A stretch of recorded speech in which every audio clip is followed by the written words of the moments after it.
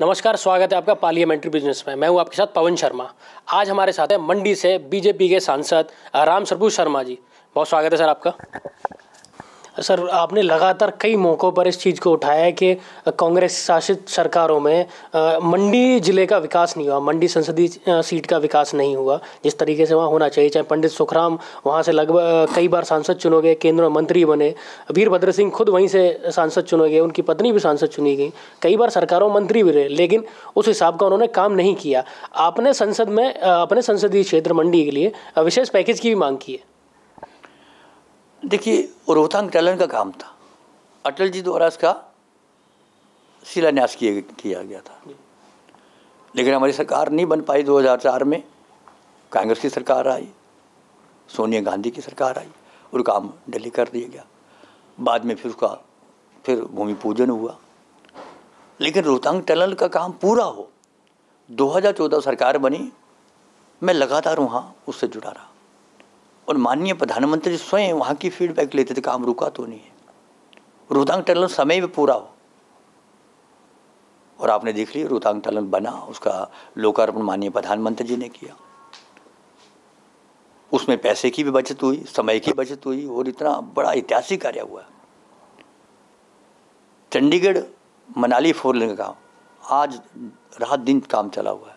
आने वाले 1 वर्ष में आप चंडीगढ़ से मनाली 4 घंटे में आप पहुंचने वाले हैं। मंडी में बड़ा एयरपोर्ट बने।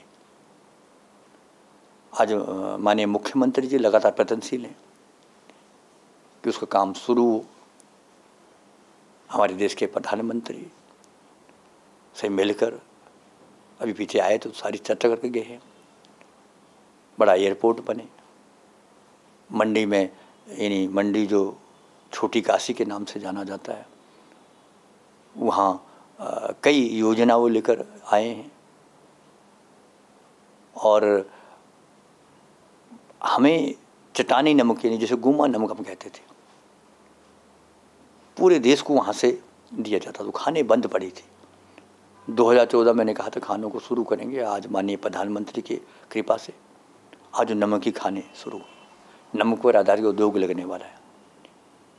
हमें पाकिस्तान से नमक आयात नहीं करना पड़ेगा।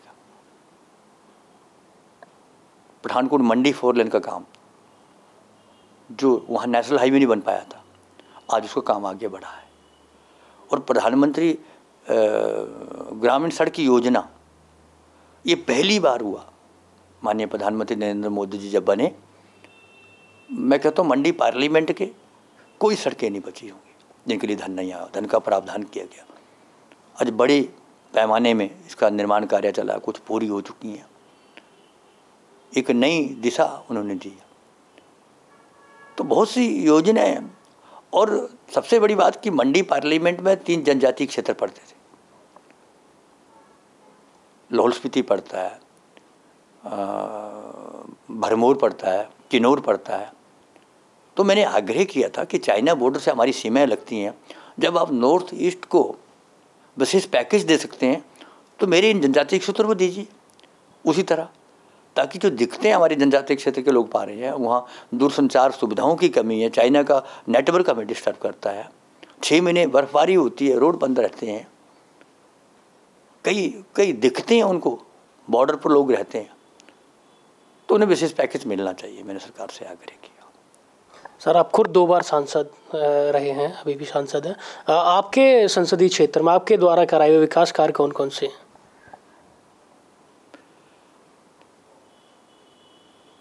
देखिए, एक तो सबसे बड़ा काम कि जो पाकिस्तान से नमक आयात करते थे, उससे हमें निजात मिली है। आज ये द्रंग चट्टानी नमक का काम, खान का काम जोरों शोर से चला हुआ है। हमें पाकिस्तान के नमक पर निर्भर नहीं रहना पड़ेगा। ये नमक जब इसमें उद्योग लगेगा तो नमक पे आधारित उद्योग लगेगा, लिक्विड नमक तैयार किया जाएगा, वो अन्य देशों को भी निर्यात होगा। तो सबसे बड़ी बात की एक बड़ा काम मेरे कार्यकाल में जिसका शुभारंभ हुआ है, पठानकोट मनाली 4 लेन का काम।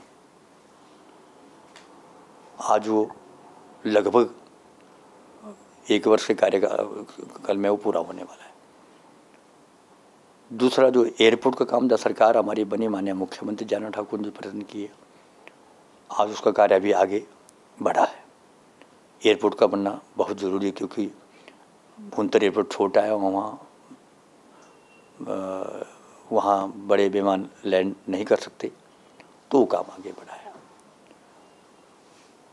पठानकोट मंडी जहाँ नेशनल हाईवे नहीं बन पाया था, आज वहाँ 4 लेन का कार्य आगे बढ़ा है। उसके फर्स्ट स्टेज का कार्य शुरू हो रखा है, 4 स्टेजों का काम है, वो आगे काम बढ़ा है। भूमि एक्वायर करने का काम आगे बढ़ा है। देश की 9वीं क्लस्टर यूनिवर्सिटी यही मंडी में यूनिवर्सिटी खुले शिमला के बाद, तो दूसरी यूनिवर्सिटी जो है आज उसका शुभारंभ हुआ है। ये बहुत बड़ी उपलब्धि। और मेडिकल यूनिवर्सिटी नेरचौक में आज वो खुल चुकी है। मेडिकल कॉलेज वो खुल चुका है, बहुत बड़ा हॉस्पिटल आज मंडी नेरचौक में बना, जिसके लिए हमारे केंद्र सरकार जगत नड्डा जी स्वास्थ्य मंत्री थे, बहुत बड़ा योगदान उनका रहा है। तो मंडी में ऐतिहासिक कार्य हुए हैं और आगे कार्य जारी हैं।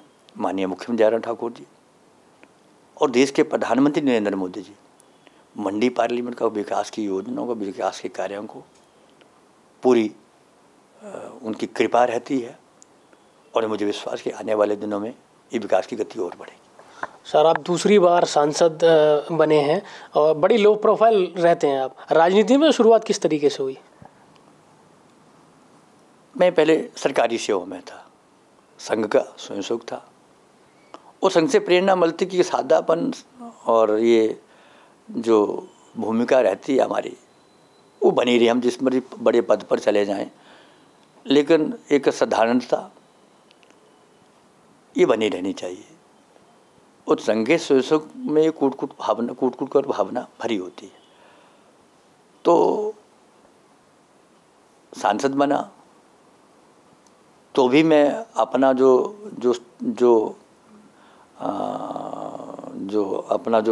स्टाइल था वो बदला नहीं।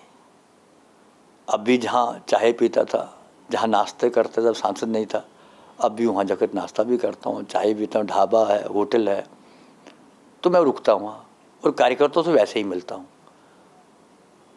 तो एक अपनापन महसूस होता है और मन को एक तसल्ली मिलती है।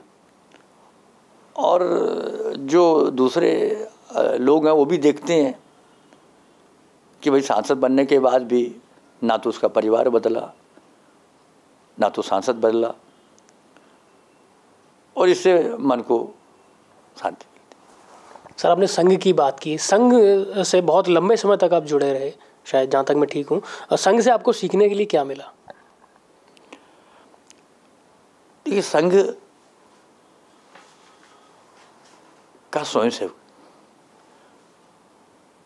जो राष्ट्र के लिए समर्पित रहना, राष्ट्र सर्वोपरि, राष्ट्र पहले।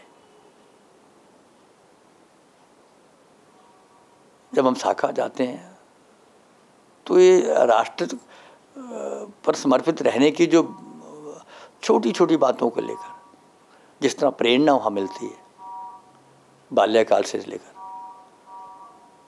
वो प्रेरणा आज आपको देखने को मिलती है सारी। आज हमारे देश के प्रधानमंत्री संघ के स्वयंसेवक हैं, देश के राष्ट्रपति संघ के स्वयंसेवक हैं।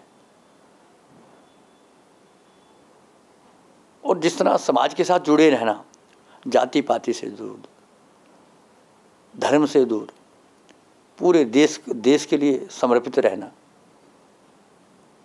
ये सारी भावना संघ से ही मिलती है सारी। तो वही प्रेरणा लेकर हम संघ के स्वयंसेवक आज राजनीतिक क्षेत्र में हैं और जितने समर्पण भाव से हम कार्य करते हैं और कोई कमियाँ रहती तो हमें संघ की जो प्रेरणा है, संघ का जो हमारे से लगाव है, वो हमें उन कमियों से दूर करने के लिए खींचता रहता है। सर, मेरा आखिरी सवाल है, आप खुद एक कबड्डी प्लेयर रहे, नेशनल प्लेयर रहे कबड्डी, तो कबड्डी प्लेयर से लेके राजनीति में कैसे रुचि होगी आपकी? बिल्कुल, मैं सरकारी सेवा में था और कबड्डी का खिलाड़ी था।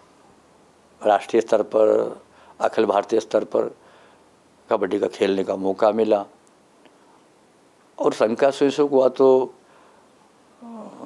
मजदूरों के क्षेत्र में, किसानों के क्षेत्र में, समाज सेवा क्षेत्र में जो प्रेरणा संघ से मिलती है, तो मैं ट्रेड यूनियन से भी जुड़ा रहा।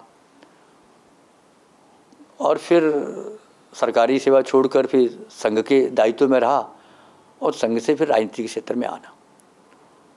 तो मेरी शुरुआत जिला संगठन मंत्री भाजपा के नाते मंडी से हुई। 3 बार मैं वहाँ का संगठन मंत्री रहा। फिर प्रदेश का बड़ा महत्वपूर्ण पद होता है संगठन मंत्री का, प्रदेश संगठन मंत्री रहा। फिर सरकार बनी तो वाइस चेयरमैन नसीब सिलाई कॉर्पोरेशन का। तो भिन्न भिन्न उपाध्यक्ष रहा, वरिष्ठ उपाध्यक्ष रहा, महामंत्री रहा, संगठन मंत्री रहा, लगातार संगठन के पदों पर रहा।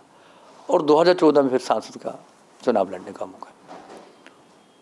तो बस ये कुछ समाज सेवा करने का मन में एक जिज्ञासा थी और बस वो खींच के ले आई। और पहली बार फिर जब सांसद का चुनाव लड़ा, वो भी वीरभद्र जी की पत्नी से, तो एक नया मतलब अनुभव था। और लोग खिल्ली भी उड़ाते थे कि जिसने चुनाव नहीं लड़ा वो वीरभद्र की पत्नी से चुनाव लड़ रहा है। लेकिन ये जो संघ की प्रेरणा थी, सबको साथ लेके चलना, सबके साथ अपनापन रहे, उस भावना ने ये बड़ी बड़ी चुनौतियों को पार करते हुए आज मैं दूसरी बार सांसद बना। बहुत धन्यवाद सर। कैमरामैन गौरव गुप्ता के साथ पवन शर्मा, पार्लियामेंट्री बिजनेस।